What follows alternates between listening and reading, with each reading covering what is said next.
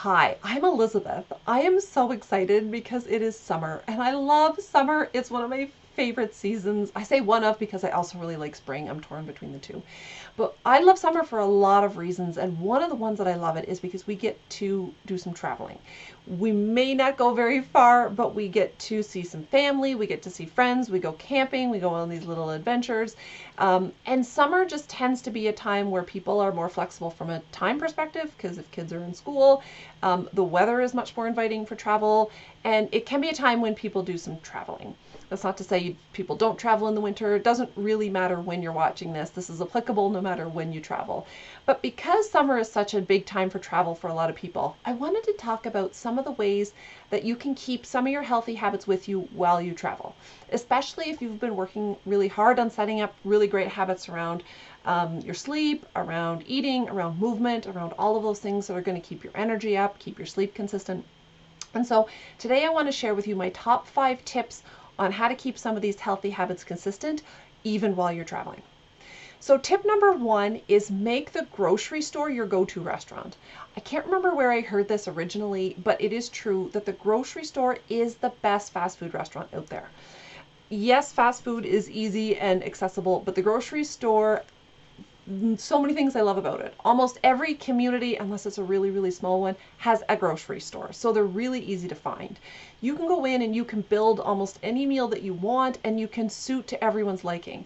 Start with the things, veggies, veggie trays, hummus. You can grab all sorts of great fruit and, well, I already mentioned vegetables, bananas, apples, all of those things really travel well. Peanut butter, nuts and seeds. If you need to make a meal, a great rotisserie chicken plus a bag salad can make an incredible meal that is easy, reasonably priced, and healthy. And that's the other thing I should mention about grocery stores is that their costs compared to fast food joints or restaurants in general tend to be really good. This isn't to say that you can't use restaurants, you can't eat at restaurants, you absolutely can. But when we're traveling, and I do as well, I love eating at restaurants, especially to find new ones that I love. But when we're traveling, the grocery store is definitely our foundation for where we're eating. Tip number 2 is keep your sleep time and wake time consistent as much as you can.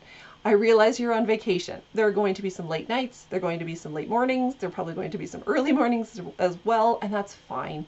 But if you're traveling for a week or two, even having part of those days with your regular sleep and wake time that you use at home will help keep your sleep routine consistent and help keep your body on a schedule. So as much as you can on the days that you have the opportunity to, try to go to bed at your normal time and try to get up at your normal time. Tip number 3, which is one I would share with you, doesn't matter if you're traveling or not, is get daylight on your face in the morning.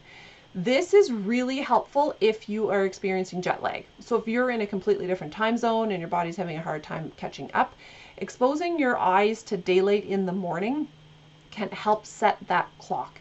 So it doesn't need to be at dawn, but for 10, 20, 30 minutes in the morning, if you can get outside, go for a walk, grab a coffee, whatever you can do to kind of get some sunlight on your eyes will not only help improve your jet lag and reduce symptoms of that, it will also help improve your sleep and make you sleep better that night too.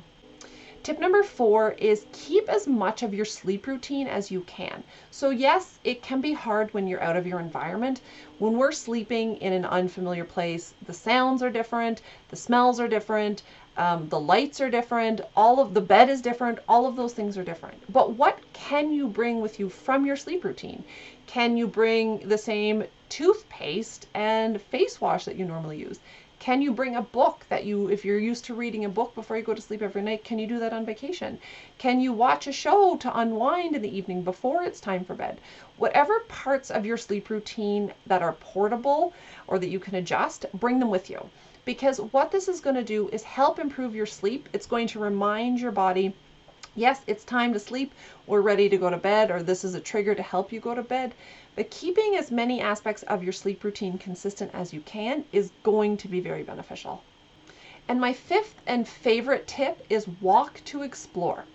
One of my favorite things about going to a new place is that I get to learn about it. And so one of my favorite ways to do that is walking around.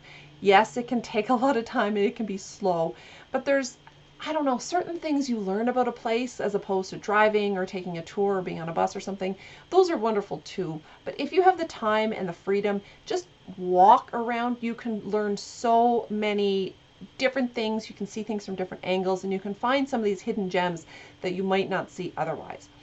Not only is walking going to let you explore and see things from a different perspective, it's going to get you moving, it's going to help you feel incredible, and it's going to improve your sleep. So when we talk about exercise or movement on vacation, those things are wonderful. And if you have the space, if you have the equipment that you need, if you have the ability, amazing. Just as a side note, if you do want to do workouts on vacation, there's so many available to you where you don't need any equipment. So there's lots of resources out there.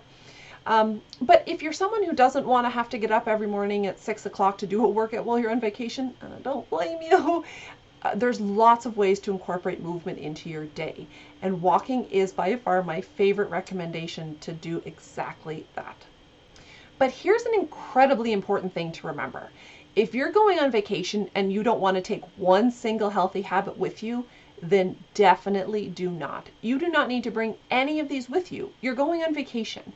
Vacation is a break from our routine. It's a change in our situation, and sometimes just getting out of these routines and out of these habits for a little bit can be really restful and invigorating for people. So if you don't want to get your workout in every day, if you would like to change your sleep routine, by all means, give it a try. I will just caution you on the sleep one, though, to say that if sleep remains a challenge for you while you're traveling, trying to keep some of those sleep things consistent can be really helpful and will keep your energy up while you're traveling. But vacation is a really great time to experiment with some of these things. I promise that if you give up all of your great habits when you're traveling, you're actually not giving up much at all. They're all going to come back when you come home. When you get back into your familiar space, into your familiar routines, with your familiar items and things that you need, all of those habits will come right back to you. So in fact, I almost would recommend taking at least a couple days break from your normal routine while you're on vacation, and here's why. That break from routine for us can be really helpful. If you find that thought of taking a break from your routines not attractive or challenging, or you're just not interested, that might actually mean that that routine or that habit or that activity is taking up a little bit too much space in your brain. If you want to keep the routines and the habits with you when you're on vacation, by all means, please do. But just go into that with some awareness to say that if it's hard for you to let it go, even just for a day or two, it might mean that that is a really good exercise for you to try, just to be able to step away from it. Because I promise you, it'll be there waiting for you when you're ready to come back. I'm dying to know what your summer plans are, or what your travel plans are in general. I'd love to be able to know what tips and tricks you use to be able to stay on top of your sleep and on top of your energy and to feel incredible while you're on vacation. Let me know what works for you. Let me know if you have any questions, and I hope you have a wonderful summer, a wonderful vacation, and I'll talk to you soon.